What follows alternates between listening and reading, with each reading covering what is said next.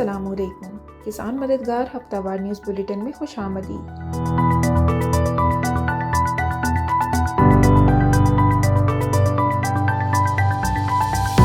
Head lines.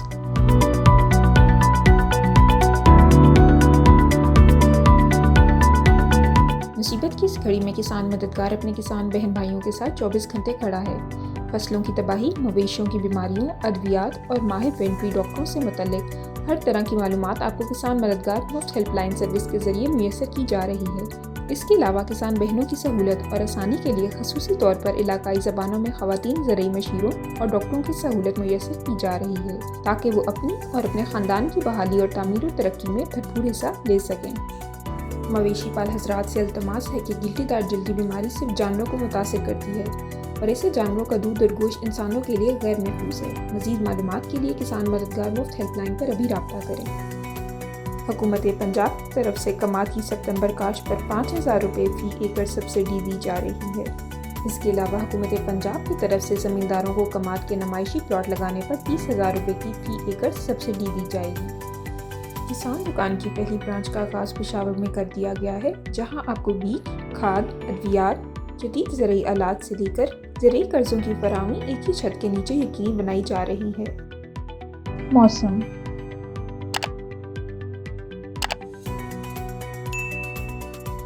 رواں ہفتے کے آخر میں ایک مغربی سسٹم ملک کے بالائی وسطی علاقوں پر اثر انداز ہونے کی توقع ہے۔ ملک کے بیشتر علاقوں میں موسم خشک رہنے کا امکان ہے، تاہم بالائی پنجاب، بالائی خیبر پختونخوا، کشمیر اور گلگت بلتستان میں بعض مقامات پر تیز ہوائوں اور گرج چمک کے ساتھ بارش ہو سکتی ہے۔ پاکستان کے دیگر شہروں میں اگلے ہفتے کے ممکنہ درجہ حرارت یہ رہنے کا امکان ہے۔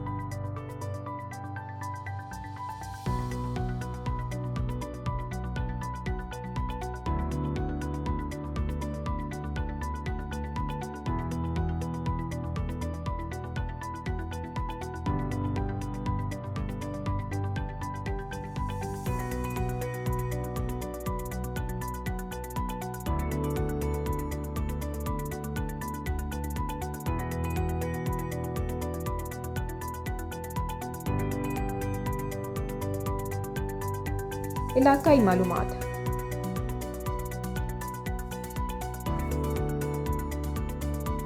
جنگ۔ چاول اور کماد کی فصل تنے کی بڑھوتری کے مرحلے میں ہے۔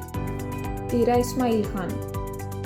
چاول اور گنے کی فصل بڑھوتری کے مرحلے پر ہے۔ سیلاب کی وجہ سے فصلوں کو نقصانات پہنچے ہیں اور گنے کی ستمبر کاشت میں بھی دشواری ہے اور زمیندار حضرات اپنی فصلوں میں موجود پانی کو نکالنے کے لیے اقدامات کر رہے ہیں۔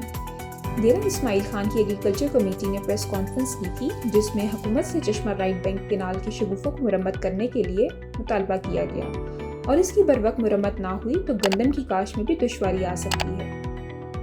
میاں والی۔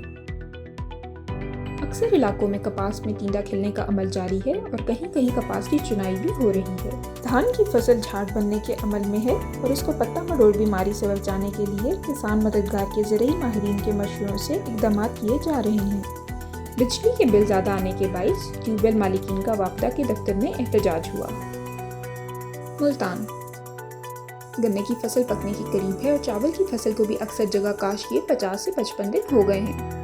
اسی کے ساتھ خبروں کا اختتام ہوتا ہے۔ اگلے ہفتے انشاءاللہ مزید خبروں کے ساتھ آپ کی خدمت میں حاضر ہوں گے۔ اللہ حافظ۔